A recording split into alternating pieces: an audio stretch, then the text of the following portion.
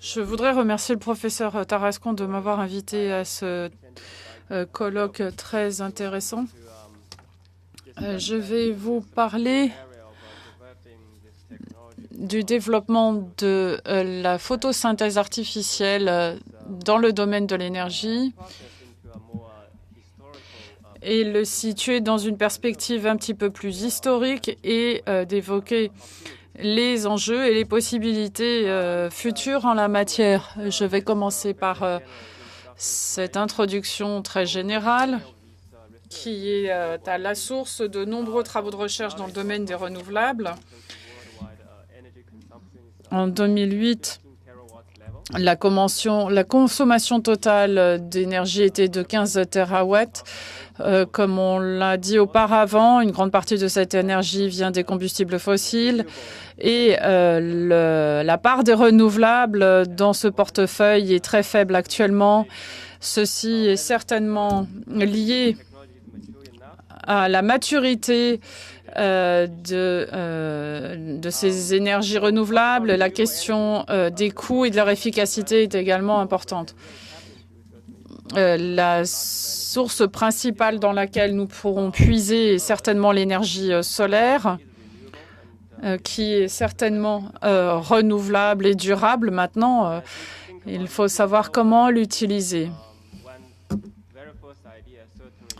La première idée qui nous vient à l'esprit, c'est le photovoltaïque, bien entendu, lorsqu'on pense aux panneaux solaires,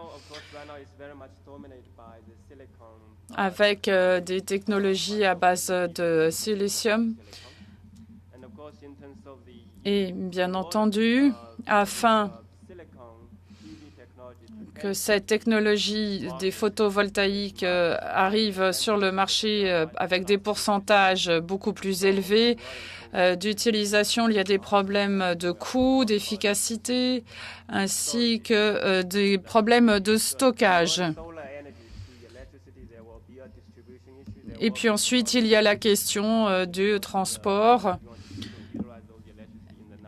Et puis, il y a la question de l'utilisation de cette électricité la nuit.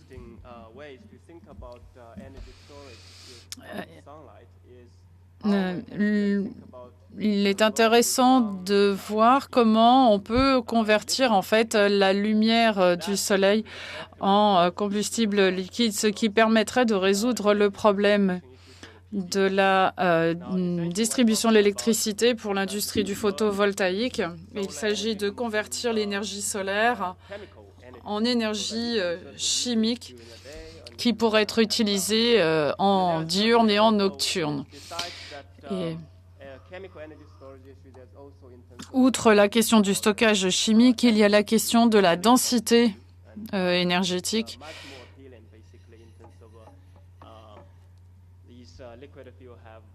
Et ces combustibles liquides ont des densités énergétiques qui sont très élevées. On pourrait les utiliser pour piloter des voitures, même des avions. Maintenant, si l'on considère le cycle du carbone, vous avez, avec cette photosynthèse artificielle, le cycle suivant. On parle souvent de solutions neutres en carbone. Et en fait, vous conduisez votre voiture, vous utilisez de l'essence, vous rejetez du CO2 dans l'environnement. Et pour inverser cette tendance, c'est de commencer par le CO2 et par l'eau comme source principale, puis puiser l'énergie du solaire et transformer l'H2O en CO2 en combustible.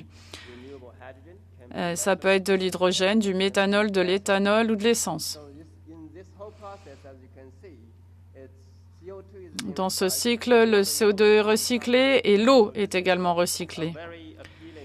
Et c'est une solution qui semble fort intéressante pour faire de l'énergie solaire une source d'énergie chimique puissante. Bien entendu, pour ce faire, il faut reprendre toutes les réactions. Ces réactions doivent être prises dans le sens inverse. Ainsi, par exemple, pour la conversion du CO2 et de H2 en méthanol, vous avez une réaction ascendante. Donc, il faut une source d'énergie pour que cette réaction ait lieu. Et en fait, beaucoup de ces composés peuvent être associés. Vous avez l'idée la plus simple qui est de l'H2O, séparer l'hydrogène de l'oxygène. Et là, cela requiert de l'énergie avec un système à 2 électrons ici pour cette réaction. Et pour transformer le CO2 en eau et plus l'eau en différents composants, vous aurez besoin de différents niveaux d'énergie. Vous avez besoin d'un catalyseur et d'un apport d'une alimentation. Donc voilà pour les premiers principes à traiter lorsque l'on veut faire en sorte que l'énergie solaire devienne une énergie chimique exploitable. Et comme Madame Kang l'a dit dans le premier exposé, le ministère de l'Énergie avait ce projet de hub innovation énergétique, donc plateforme d'innovation énergétique, pour faire en sorte que cette énergie solaire soit exposée. Donc, il s'agit du Joint Center for Artificial Photosynthesis, le Centre conjoint pour la photosynthèse artificielle, dirigé par le professeur Lewis, qui travaille avec nous aux laboratoires nationaux. Et la mission du JCAP est de créer une technologie qui peut effectivement transformer l'énergie solaire en une énergie chimique à haute efficacité à faible coût. Donc, nous allons utiliser un absorbant, un semi-conducteur, et puis il nous faut un catalyseur pour catalyser l'ensemble de ces réactions. Et l'objectif d'efficacité est d'être supérieur à ce que la nature produit, parce que la photosynthèse naturelle a un taux de conversion qui est très faible. Si on veut que cette photosynthèse artificielle réussisse sur le marché, il faut qu'elle soit au moins 10 fois supérieure à ce que font les végétaux.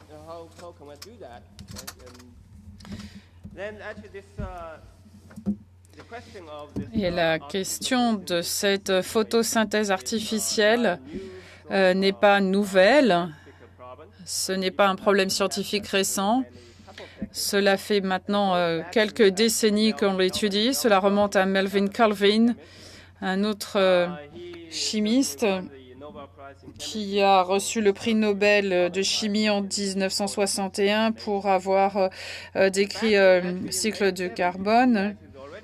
Et il réfléchissait déjà dans les années 70 à développer des systèmes photosynthétiques artificiels pour apprendre ce qui fonctionne et ce qui ne fonctionne pas, et ensuite faire en sorte que ces systèmes fonctionnent mieux.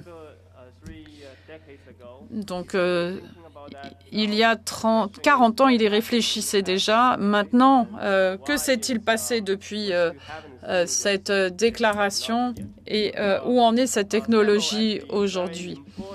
Il y a en fait beaucoup de défis scientifiques associés à cette technologie.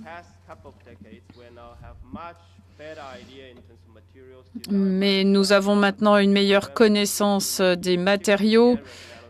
Et puis, les nanosciences ont beaucoup évolué et maintenant, le temps est venu d'essayer de s'attaquer à ce défi. Alors, pour la conversion, donc on commence par le soleil et puis l'eau et le CO2 comme point de départ. Et puis, on envisage de les transformer en hydrogène, méthanol, etc. Donc, il y a un certain nombre de choses à prendre en compte en avançant étape par étape. Il va falloir avoir un système de collecte de la lumière. Donc, il va falloir que l'énergie entre dans votre système et à partir des photons, il va falloir générer des charges, des électrons. Et puis, il va falloir deux charges, une charge positive et une charge négative. Et pour les panneaux solaires, on extrait ces charges pour produire de l'électricité. Mais si l'on veut stocker la lumière du soleil sous une forme chimique,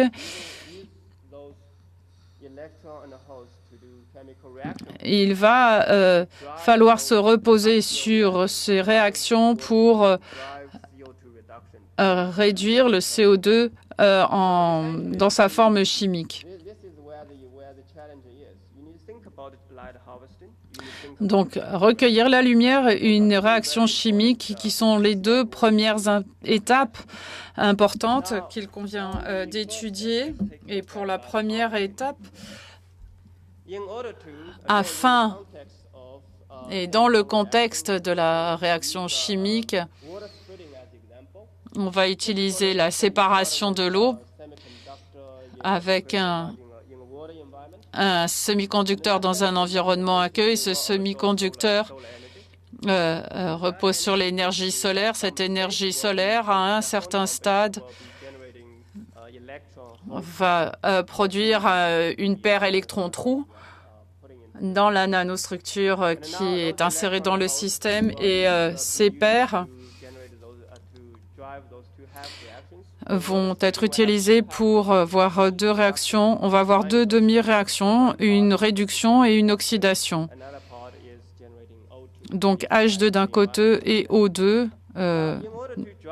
Et pour que ces deux réactions aient lieu, il faut de l'énergie. Si l'on prend ces deux demi-réactions, vous avez ici la réduction d'hydrogène et ici c'est l'oxydation.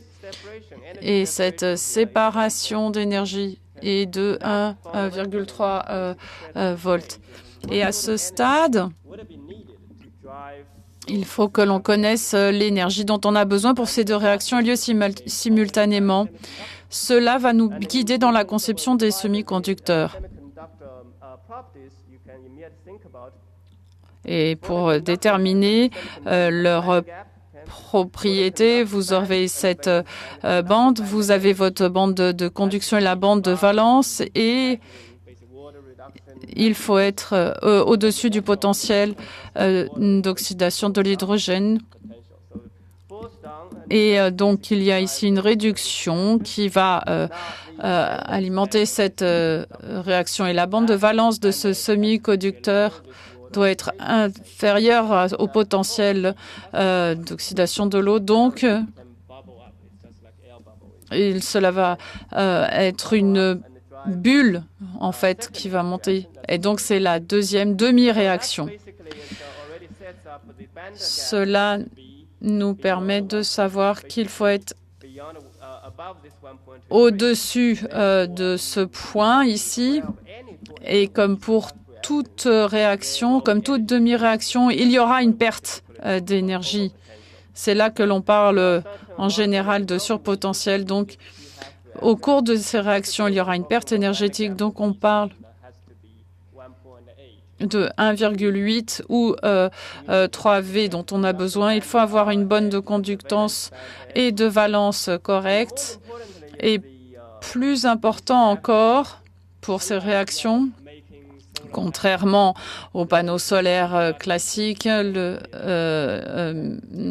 n'y a pas d'exposition à l'eau. Si vous pensez à cette séparation de l'eau ou à la réaction redox, le semi-conducteur va être exposé à l'électrolyte dans un environnement liquide. Donc, il y a un problème de photocorrosion qui est extrêmement important et beaucoup de semi-conducteurs ne peuvent pas être de bons candidats à ces systèmes parce qu'ils ne sont pas stables d'un point de vue photoélectrochimique. Et puis, en ce qui concerne le spectre d'absorption de la lumière, on veut absorber le plus de spectre lumineux possible. Donc, on va mesurer ici le TR2. Mais en fait, en termes d'absorption, ici, on est très limité.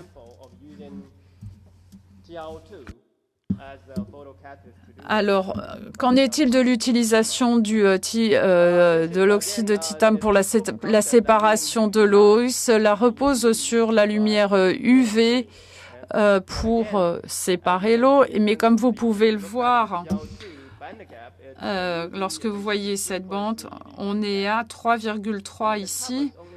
Et cela ne couvre qu'une toute petite partie du spectre solaire. Et toute l'énergie inférieure à ce niveau, eh bien, ces photons seront perdus. Donc, si vous utilisez des semi-conducteurs UV, l'efficacité ne sera pas très bonne. Donc, ça, c'est la première limitation. On a développé aussi cette cellule qui empile en fait plusieurs couches de semi-conducteurs et ce système fonctionne très bien avec un captage de toute la lumière, mais en raison du processus de fabrication et des matériaux, c'est tellement cher que cela pose des problèmes, plus le fait que les semi-conducteurs ne sont pas stables puisqu'il y a un problème de photocorrosion. Donc un problème de bande, d'absorption de lumière et de stabilité des semi-conducteurs. Ça, c'est un exemple du professeur Domen à l'Université de Tokyo. C'est un alliage de semi-conducteurs GaNZnO. Malheureusement, la quantité de lumière qui peut être utilisée est telle que on doit utiliser des photons qui sont au-dessus de 430 nanomètres. Donc là encore, on est dans la bande UV et l'absorption de la lumière n'est pas très bonne. Beaucoup de ces exemples démontre cette capacité à entraîner ces demi-réactions, mais avec des photons à haute énergie. Alors, comment est-ce qu'on peut améliorer les choses? Et c'est là qu'on peut commencer à apprendre de la nature. La nature déroule le processus suivant. On a deux processus de photons, le photosystème 2. Vous voyez ici l'oxydation de l'eau. Et puis, on a le système de photon 1 qui prend un autre photon pour gérer tout ce qui est stockage de l'énergie. Et c'est là qu'on a une réduction de CO2. Donc la nature et la photosynthèse naturelle utilisent deux systèmes de photons couplés et c'est la façon dont la nature peut utiliser les photons jusque dans le spectre de la lumière visible. Donc on doit apprendre de la nature pour voir comment on peut avoir un semi-conducteur qui reproduise ce qui se passe dans la nature. Pour faire cela, il faut déjà se pencher sur ce qui se passe quand on utilise un semi-conducteur dans un électrolyte. Voilà, ici, un semi-conducteur du type de N-type. On est dans un environnement liquide. On a un système de bande. Et ici, cette bande d'appauvrissement permet d'avoir le procédé.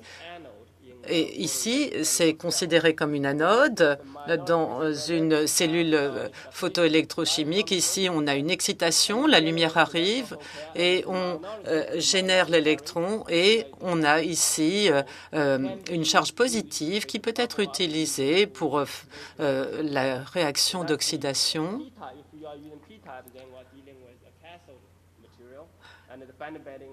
Et si on utilise une cathode, c'est différent. On va utiliser un transfert d'électrons pour entraîner l'autre partie de la réaction qui est la réduction. Et si on couple ce semi-conducteur de type P, vous voyez ici où on peut combiner les deux demi-réactions. Et en supposant qu'on utilise ici un système à un seul écart de bande pour l'absorption de la lumière, eh bien, on voit ce qui se passe au niveau de l'électron qui va pouvoir entraîner la production de H2.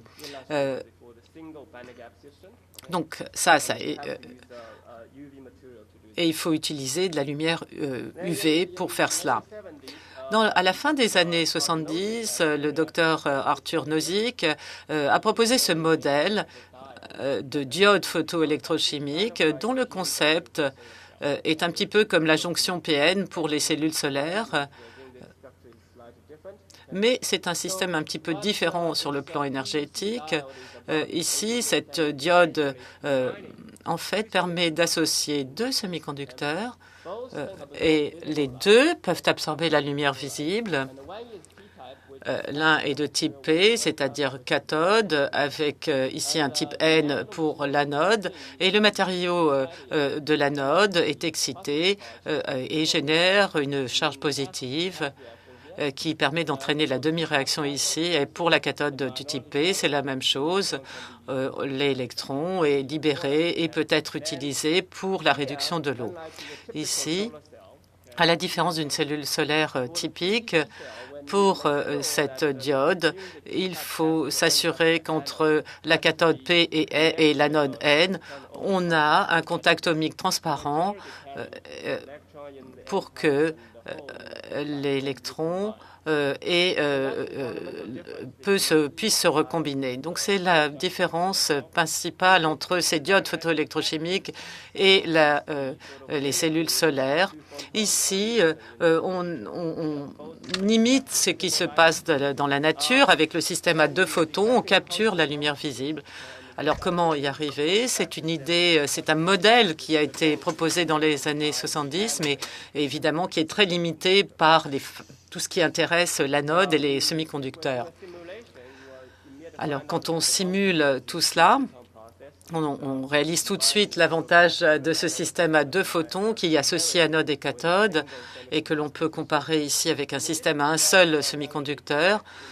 Et en termes de la densité de courant maximale qui est produite par ce système double, vous voyez ici l'absorption de l'énergie solaire. Et pour les systèmes qui utilisent l'oxyde de titane, on a une densité de courant assez faible parce qu'on n'a pas d'absorption en deçà d'un certain niveau d'énergie, alors que dans le système à deux photons, on peut utiliser la lumière UV jusque dans le spectre visible. Et on a donc évidemment une densité de courant supérieure qui va jusqu'à 20 ici milliampères par centimètre carré. Et c'est cela qui permettrait d'augmenter la puissance des systèmes. Ce concept, cela dit, est limité par les semi-conducteurs eux-mêmes. Et on a proposé l'idée suivante afin de capturer de reproduire ce système à deux écarts de bande, ici avec une nanostructure. Deux semi-conducteurs sont utilisés et dans cette cathode, on a évidemment ce à quoi ressembleraient les futurs générateurs solaires. Ici, on capture deux photons et puis l'électron est transporté vers les deux extrémités de cette nanostructure afin d'alimenter la réaction. Et voilà ici où rentrent les catalyseurs, dont je reparlerai à la fin de ma présentation. Donc voilà le genre de système qui nous permettrait d'avoir deux semi-conducteurs. Alors du côté cathode, c'est-à-dire les semi-conducteurs de type P, là, on a réussi à résoudre les problèmes avec un système de nanophiles silicium qui absorbent très bien la lumière. Et vous voyez ici la surface de cette nanostructure.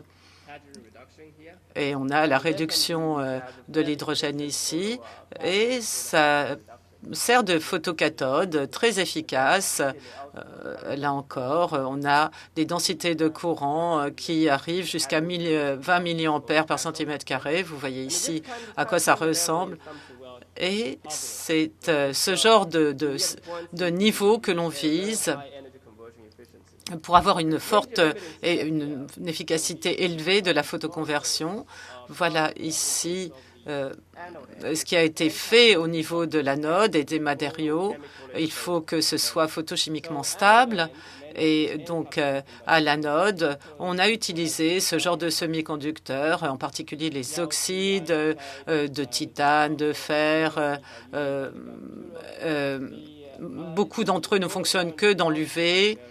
Et la densité de courant est relativement illimitée par rapport à ce qu'on obtient avec une photocathode, en particulier au silicium. Donc, ce sont les facteurs limitants de tous ces concepts à système de 2 bandes, c'est-à-dire qu'on n'a pas un matériau pour la photoanode qui soit stable sur le plan photochimique et qui nous permette d'avoir une densité de courant qui soit suffisante. Quand on passe en revue tous ces semi-conducteurs, on s'aperçoit qu'il y a beaucoup de problèmes, surtout du côté oxyde. Ils sont stables photochimiquement, mais la bande gap est trop important, donc l'absorption n'est pas bonne.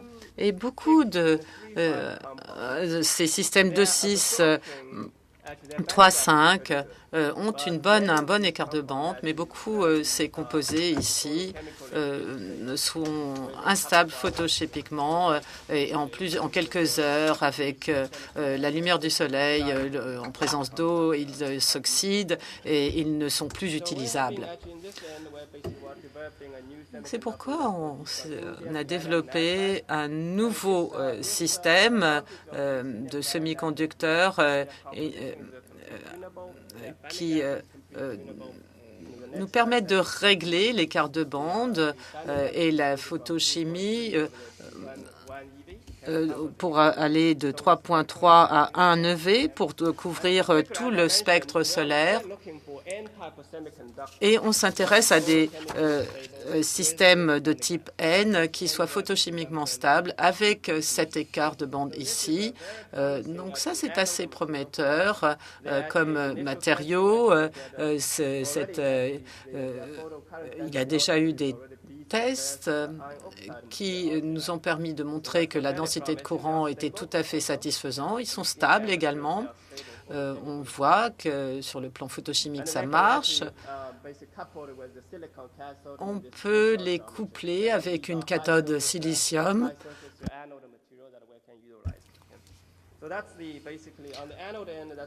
Donc, du côté de l'anode, il faut qu'on continue à travailler sur les semi-conducteurs pour répondre à toutes les exigences et toutes les contraintes. Je voudrais simplement vous présenter un exemple de ces nanostructures. Le concept est le suivant. Il est très similaire à ce système double dont je vous ai parlé. On essaye de concevoir une structure à 2 couches, à bicouches, un petit peu comme du papier ou une feuille, mais le matériau serait asymétrique sur les 2 faces, donc 2 couches de semi-conducteurs, une couche qui jouerait le rôle de la cathode, l'autre de l'anode, et qui fonctionnerait comme cela. On va utiliser des nanophiles comme un maillage pour la photoanode. De l'autre côté, on a une photocathode de nanophiles. Et ces nanophiles, lorsqu'ils ont une grande surface, et ça c'est intéressant, et on peut les charger, donc ils sont très efficaces. Et on peut utiliser aussi des catalyseurs pour la réduction et pour l'oxydation. Donc on a ici quelque chose d'asymétrique. La partie supérieure s'intéresse à l'oxydation de l'eau, la partie inférieure à la réduction, et puis on a une séparation de l'oxygène et de l'hydrogène. Voilà ici un exemple En fait, on a l'impression que c'est une lamelle de pomme de terre, mais en fait, il s'agit de ces nanophiles. Voilà, ici un autre exemple d'une photocathode.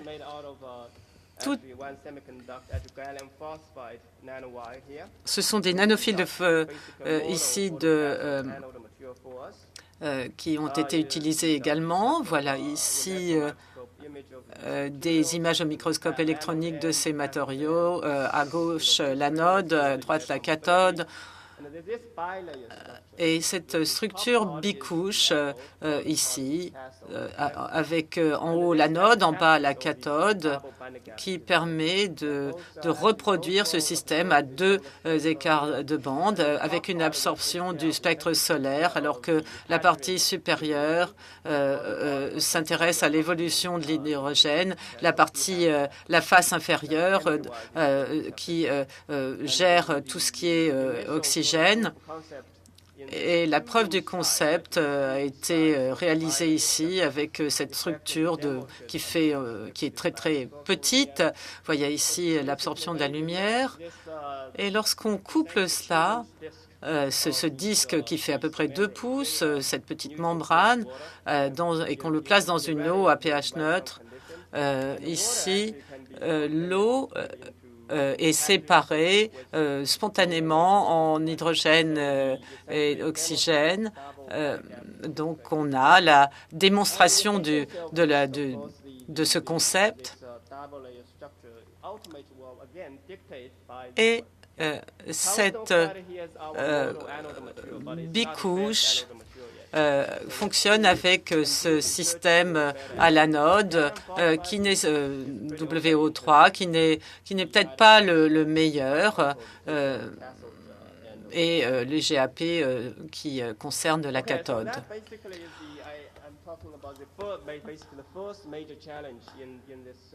Le plus grand défi de la photosynthèse artificielle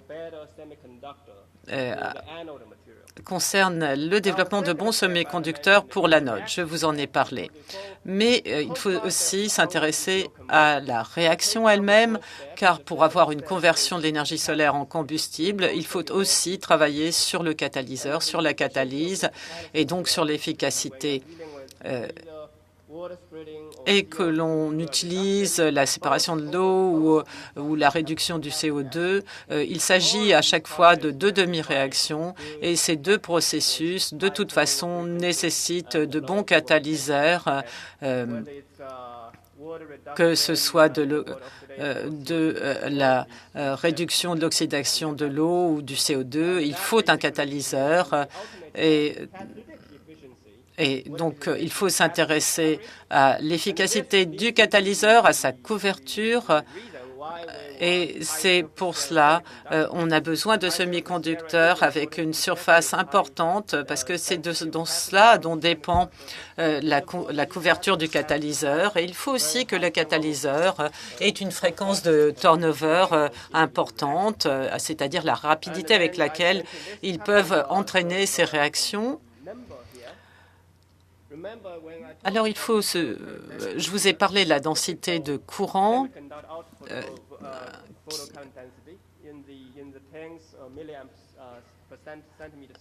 et de ce seuil des 20 milliampères par centimètre carré. Et ça, c'est la production d'électrons par nanomètre carré, par seconde par nanomètre carré. Et là, ça nous donne le rendement. Vous voyez qu'ici, c'est 600. Il faudrait... c'est un petit peu la référence de la rapidité d'entraînement de la réaction par les catalyseurs. Alors,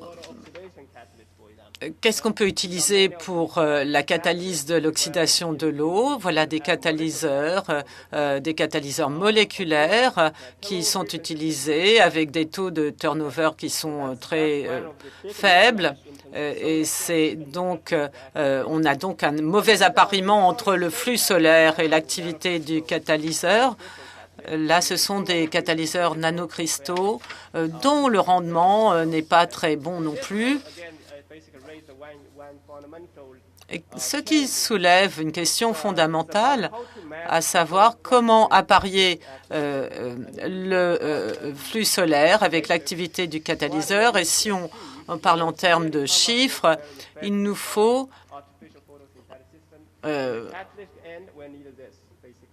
cette équation-là pour le catalyseur si on veut atteindre une bonne photosynthèse artificielle. Donc, pour la réduction et pour l'oxydation, et pour le CO2, on n'a pas vraiment le choix pour l'instant non plus. Donc, voilà les trois exigences qu'il faudra remplir si on veut développer de meilleurs catalyseurs. Ici, cette diapositive pour illustrer justement l'importance des catalyseurs. Là, ici, c'est une photocathode. On voit ici la courbe EV qui on décale vers la droite, ce qui permet de réduire le surpotentiel de manière notable. C'est l'intérêt, évidemment, des catalyseurs dans les systèmes de photosynthèse artificielle. Et pour synthétiser, je crois qu'il y a deux défis scientifiques que nous devons encore relever, à savoir des systèmes qui nous donnent un bon rendement et qui ne soient pas trop coûteux. Donc des matériaux de photoanode qui sont tout à fait critiques, qui ont le bon écart de bande et qui ne soient stables photochimiquement, et puis avec une bonne densité pour la photocathode et la photoanode. Et on a besoin de meilleurs catalyseurs pour s'adapter au flux solaire et abaisser le surpotentiel. Voilà les principaux défis de cette technologie. Alors, avant de conclure, je voudrais simplement faire cette remarque.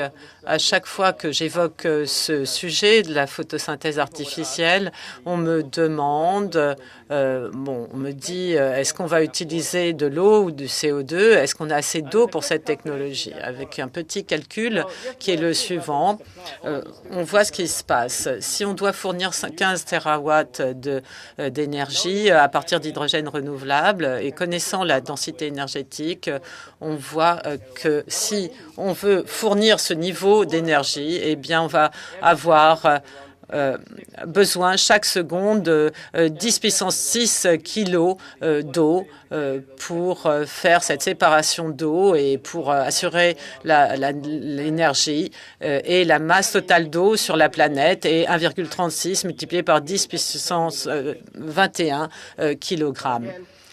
Donc, comme je l'ai dit, on en est au tout début et ce qu'il faut, c'est assurer le recyclage de l'eau et du CO2.